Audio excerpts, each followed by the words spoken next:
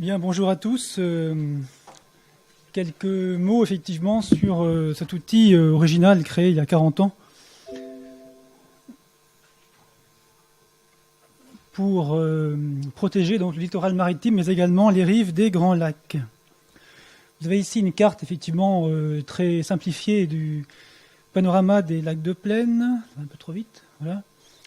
Avec donc 3 lacs effectivement que nous connaissons peu, nous, délégation lac, et 3 lacs dans le nord-est de la France, dans les grandes plaines de l'Est, donc des grands barrages réservoirs. Voici un panorama donc des formes de lacs qu'on a. Donc les flèches rouges indiquent bien sûr les lacs de plaine. On voit les lacs tout en bas, donc les grands lacs aquitains, lac de Madine un peu plus haut à gauche, là, puis les lacs de Forêt d'Orient, et tout à fait à droite à cette mer intérieure, donc du lac du Der, et tout en bas à droite le lac de Grandlieu. Quelques panoramas de ces pays plats. Nous sommes nous des gens de montagne, donc nous sommes toujours très plats. La Palme à l'Aquitaine et à Grandlieu, bien sûr. Alors, quelles sont les missions de ces bel organismes donc créés par des parlementaires visionnaires il y a 40 ans, donc structure d'État qui est financée par une taxe spécifique, la vignette des bateaux à moteur, si j'ose dire. C'est un nom beaucoup plus technique.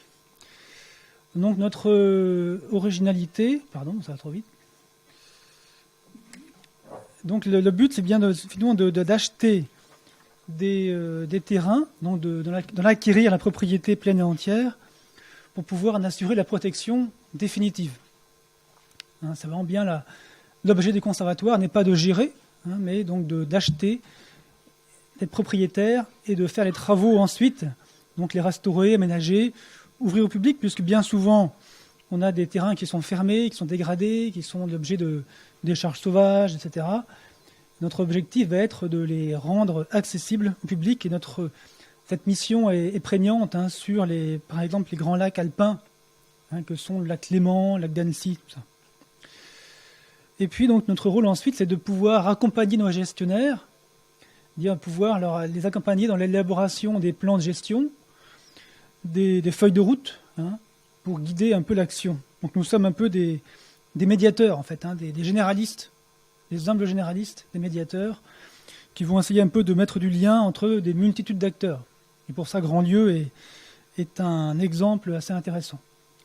Alors, on a un peu moins de 20 grands lacs, effectivement, de plus de 1000 hectares. C'est la limite qui a été fixée par le législateur. Et aujourd'hui, donc, on a seulement 4000 hectares sur les grands lacs intérieurs.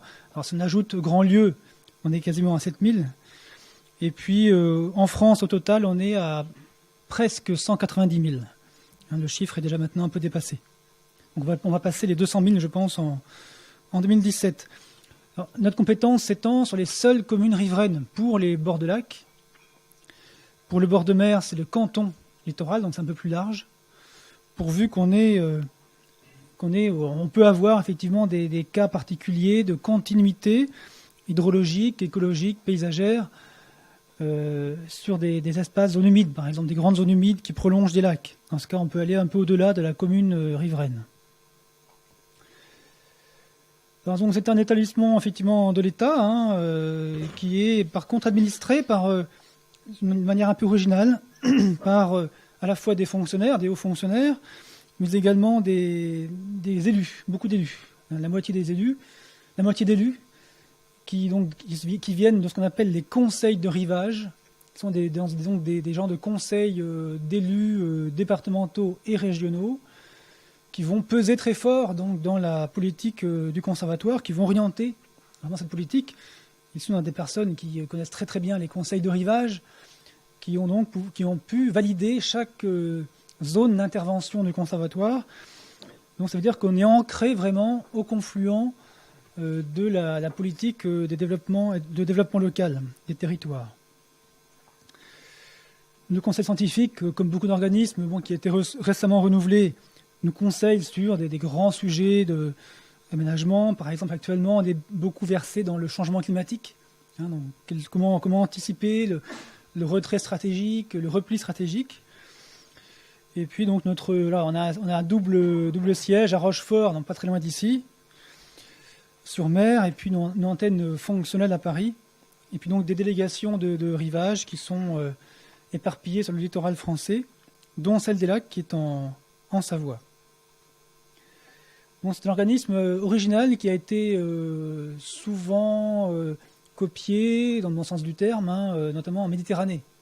C'est un organisme qui n'a pas beaucoup vieilli en termes de fonctionnement et qui est efficace, qui a très peu de niveaux d'hierarchie. Il y a 3 ou 4 niveaux, mais par rapport à une collectivité classique, c'est beaucoup plus simple, quoi. Alors, nos moyens sont très faibles, par rapport à une collectivité, une grosse Comcom, une grosse commune. On n'est vraiment même pas 200 agents tout mouillés. Avec en revanche 900 agents, donc presque 1000 maintenant, de gestion qu'on appelle des gardes de littoral, qui sont employés tous par nos gestionnaires, donc aussi bien des collectivités, des associations, d'autres établissements comme l'ONF, un office des forêts, l'office de la chasse et de la faune sauvage, etc. Donc on n'est pas leur employeur, mais bien sûr on va peser entre guillemets sur leur travail dans le cadre du plan de gestion. On va orienter donc l'action au quotidien, donc aussi importante, d'entretien, de maintenance des installations.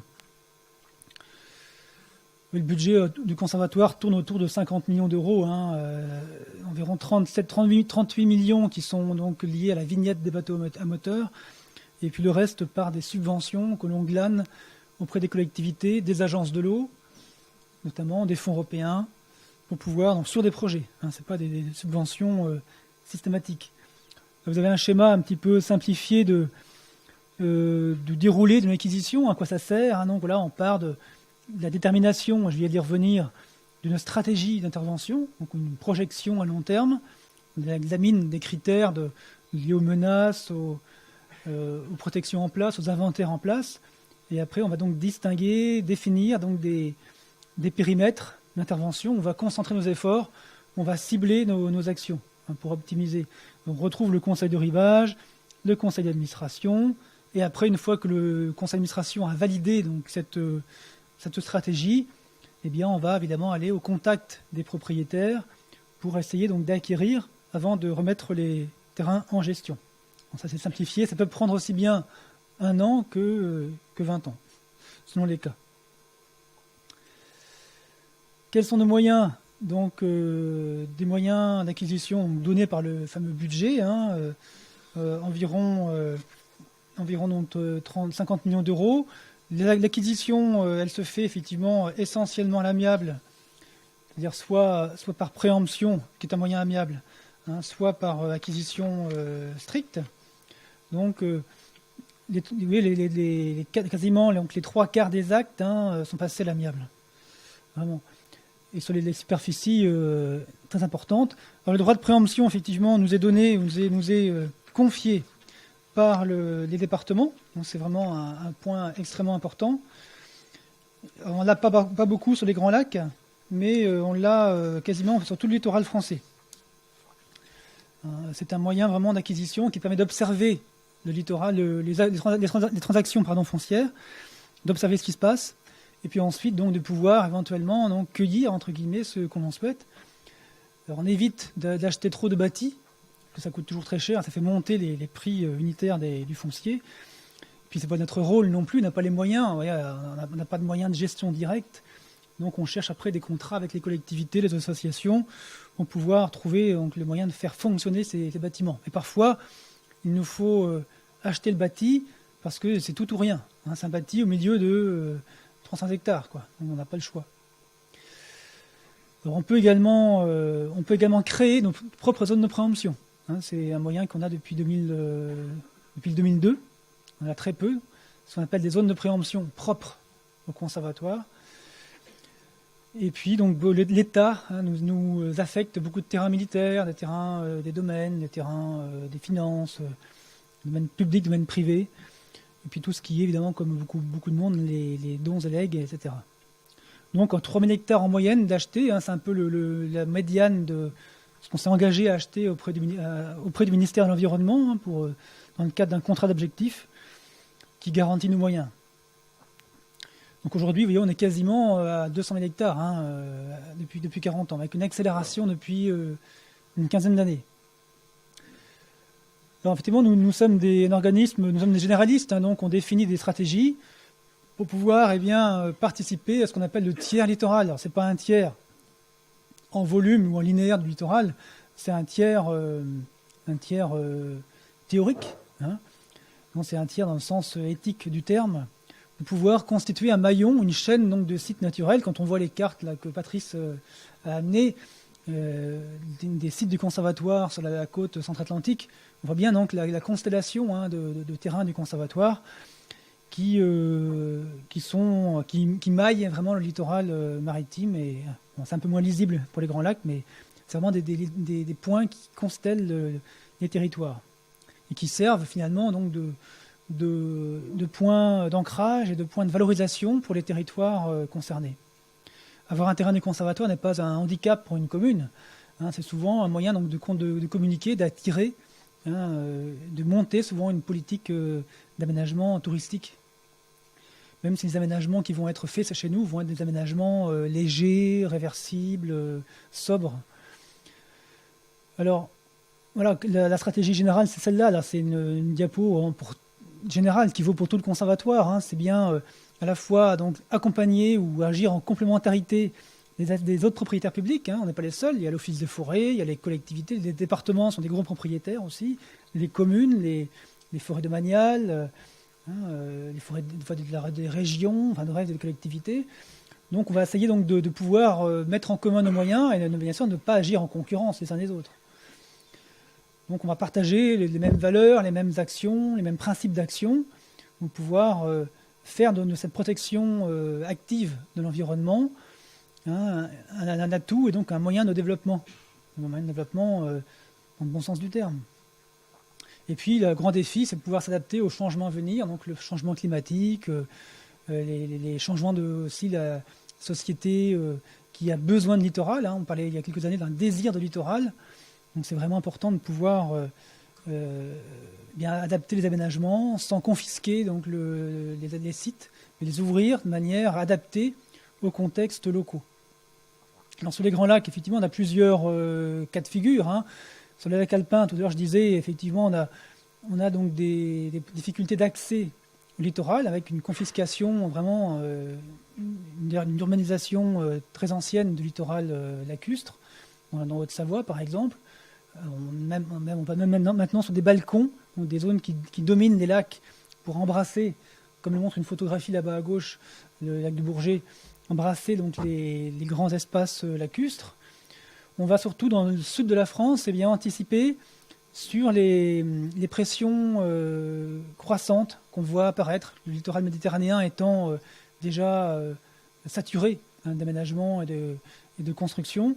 Donc on voit les lacs de Serponçon, de Sainte-Croix-du-Verdon qui commencent à un peu à capter, à exprimer les mêmes difficultés de surfréquentation touristique saisonnière.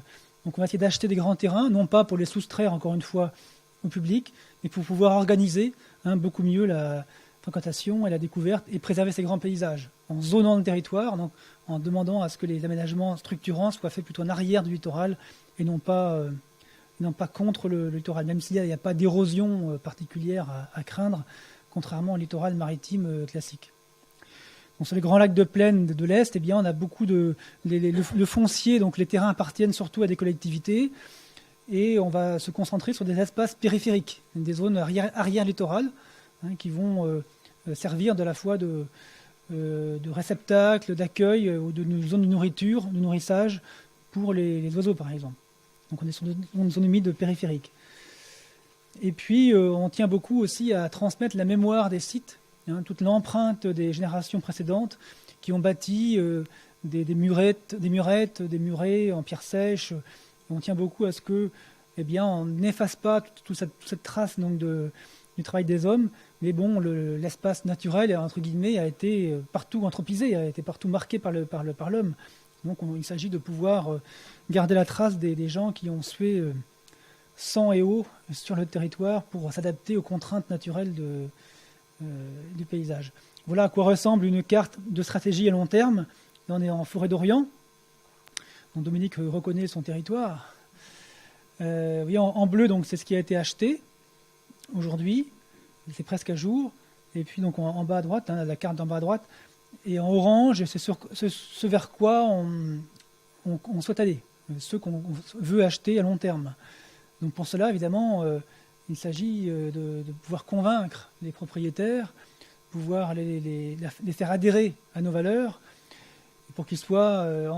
mais bon, ça ne suffit pas toujours. Donc on va créer donc, une zone de préemption propre au conservatoire, afin d'avoir l'outil juridique, l'outil urbanistique adapté à cette volonté politique. Bon, et dans 2 semaines, je vais sur place pour pouvoir convaincre les communes de mettre en place cette zone de préemption. Et en jaune, ce sont des zones un petit peu qu'on a repérées comme non pas prioritaires, mais ni secondaires, mais des zones d'observation, dites de vigilance, au cas où il y ait une opportunité un jour.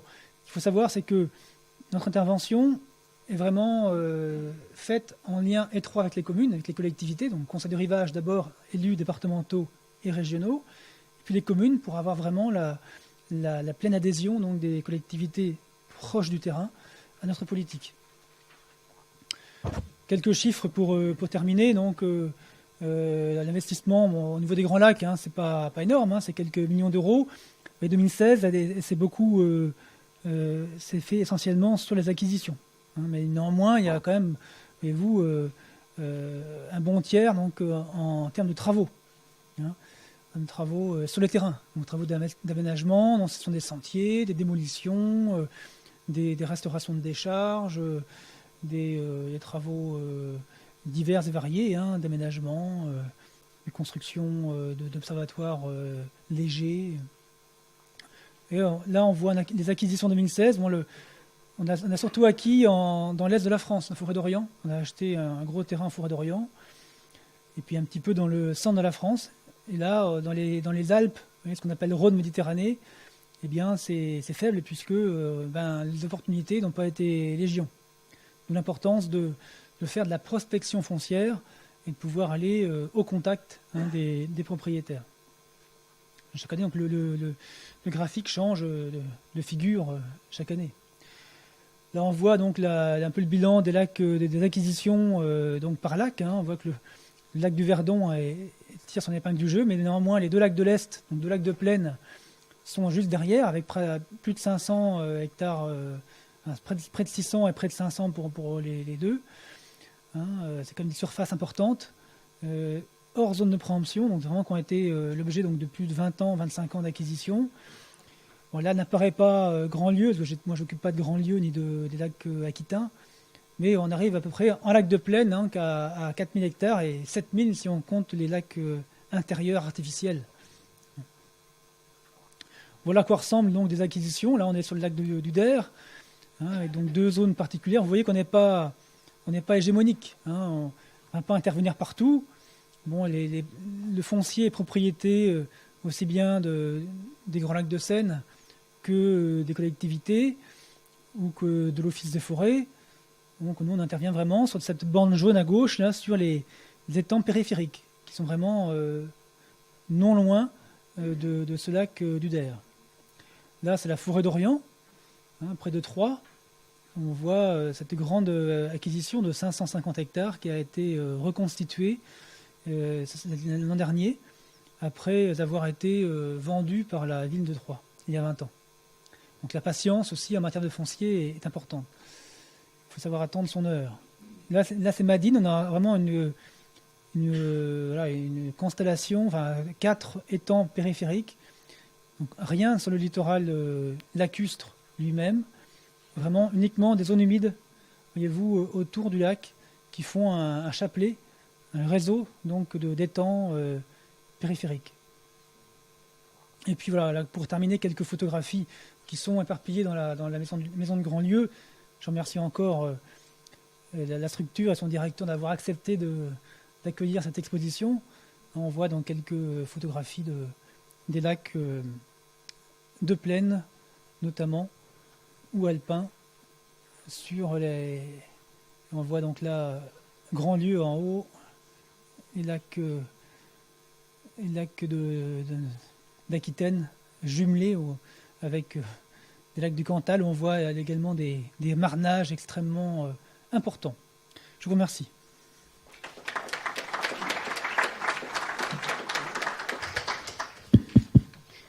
Bien, la question rituelle. Des questions dans la salle sur cet exposé?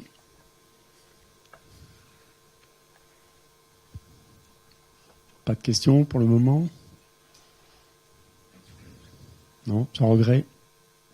Ah, une petite question. Par rapport à la stratégie foncière au niveau des rivages des lacs, notamment qui m'intéressent, des lacs de Champagne, est-ce que par rapport à la disparition d'habitats type prairies et ce genre de choses, il y a des perspectives qui s'ouvrent avec des acquisitions en terrain agricole et des projets de renaturation de terres agricoles pour notamment les zones de gagnage ou les zones de stationnement de grues, par exemple? Eh bien, malheureusement, non. Parce que les zones d'intervention qui ont été définies avec les communes recouvrent quasiment exclusivement de la forêt. Parce que les périmètres d'intervention n'ont pas... On a voulu effectivement étendre un petit peu, notamment côté Pinay, côté nord de Pinay, sur des territoires plus agricoles, quoi. Et on voit qu'il y a une réticence. Il n'y a pas encore d'adhésion des collectivités à sortir du bois, si j'ose dire. C'est bon. Est-ce que vous pouvez utiliser votre droit de préemption propre contre l'avis d'élus locaux? Alors, en théorie, oui. En théorie, effectivement, on peut l'employer. Mais ce cas ne se passe pas puisque la zone de préemption propre, elle est créée à l'origine avec l'accord du département, bien sûr, et de la commune concernée. Donc, logiquement, une fois qu'elle est mise en place, donc les opérations qui vont se dérouler doivent recueillir l'accord de la commune. Néanmoins, on saisit automatiquement la commune à chaque projet de transaction, même une fois la zone de préemption créée. Et donc, il n'y a pas pour l'instant donc, de cas de quoi en délégation lac où la commune a refusé l'acquisition. Mais ça peut rêver en théorie. En tout cas, on n'est pas légalement obligé donc de se conformer à l'avis. Par contre, les conséquences politiques, évidemment, après, vont être difficiles à gérer. Parce que bon, si ça n'est passé en force, vous comprenez bien qu'après, on pourra toujours se brosser pour aller acheter, quoi. Mais pourquoi avoir créé un droit de préemption propre au conservatoire dans ces conditions? Parce que il y a eu une grande période, effectivement, où tous les départements ont créé des zones de préemption, et après, politiquement, les départements n'ont pas forcément voulu créer ces zones-là. Notamment dans les lacs, il n'y a pas cette culture du littoral qu'ont les départements maritimes, bien sûr. Donc on a voulu se doter d'un moyen calqué sur le droit de préemption des espaces naturels sensibles, comme on dit, pour pouvoir se passer, entre guillemets, non pas de l'accord du département, mais de sa procédure. C'est la même procédure, mais c'est nous qui la menons.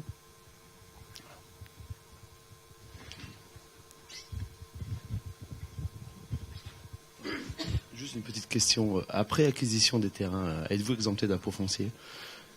Non, on les paye. On les paye. On les paye. Il y a des communes d'ailleurs qui nous prient de les payer parce que quand on a beaucoup de terrain sur une commune, un manque à gagner, c'est sûr. Il y a un manque à gagner. On pourrait faire jouer des mécanismes juridiques anciens qui nous exonéreraient une bonne partie de l'impôt foncier. Mais politiquement, là aussi, on n'a pas trop intérêt à le faire. Oui, selon vous, l'acquisition foncière publique du Conservatoire du littoral, à quel enjeu majeur peut répondre l'acquisition foncière publique sur les grands lacs? Parce que sur le littoral, surtout ici on connaît bien, mais sur les grands lacs que vous connaissez, à quel enjeu doit-on répondre pour arriver à une acquisition publique? Oui, les enjeux, effectivement, je les ai rapidement, tout à l'heure passé en revue. C'est pour les grands lacs intérieurs alpins, c'est de garantir un accès au littoral, garantir le maintien d'une agriculture littorale. Je vois au lac Léman, on a la dernière fenêtre littorale non construite. On est en train de l'acheter. On y met beaucoup de moyens. Le prix du mètre carré, je ne vous le dis pas, sinon vous seriez effrayé. Donc ça, c'est donc 2 enjeux importants. L'enjeu, c'est aussi d'anticiper sur les lacs méditerranéens, notamment, sur les changements à venir. Sur les lacs alpins, nord-alpins, il est trop tard. Trop tard, on fait ce qu'on peut, mais on ne pourra pas revenir en arrière. On a 150 ans d'aménagement derrière nous. Il n'y a pas eu de zonage particulier. En revanche, sur les lacs du sud, du sud-est, on a l'enjeu donc de pouvoir construire avec les collectivités un aménagement du territoire qui soit, entre guillemets, plus intelligent. Avec un zonage des zones d'aménagement structurant, à côté de zones plus naturelles, plus ouvertes, agricoles, à vocation donc d'aménités diverses. Et puis, on a aussi un enjeu donc, dans le centre de la France, où les grands lacs de moyenne montagne ne sont pas forcément pour l'instant sous pression, de maintenir ces grands corridors écologiques qui viennent du nord, de l'amont de la Dordogne jusqu'à la Gironde, pour pouvoir éviter la fragmentation des espaces. Et on voit apparaître notamment des lacs comme Bord-les-Orgues ou Vassivière, qui sont des lacs assez peu connus, ou Grandval, donc des effets dévastateurs de coupe de bois en château fort, un créneau de château fort, qui détruit tout le paysage. Et les élus maintenant nous disent mais finalement ce territoire était semblé figé à jamais, non menacé. Et on se rend compte qu'avec le bois énergie et toutes ces politiques d'énergie renouvelable, il y a quelques effets pervers. Et donc l'absence de maîtrise foncière fait que le paysage se déstructure et donc dessert des politiques touristiques. Alors je ne dis pas que nos terrains vont sauver des communes rurales qui n'ont pas beaucoup de moyens. Néanmoins, notre intervention s'inscrit dans un développement touristique à l'échelle d'une Comcom, par exemple, d'un groupement de communes.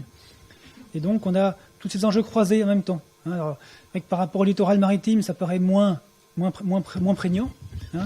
Mais quand on entend, lorsqu'il y a des contestations dans la loi littorale, comme actuellement, donc des amendements qui veulent en réduire la portée, ce sont les élus, beaucoup du littoral intérieur, donc de ces lacs intérieurs, qui se mobilisent, de la Marne, de la Haute-Savoie, de l'Aveyron, du Cantal, qui viennent donc défendre la loi littorale plus nombreux parfois que les parlementaires littoraux maritimes. D'accord. Merci beaucoup.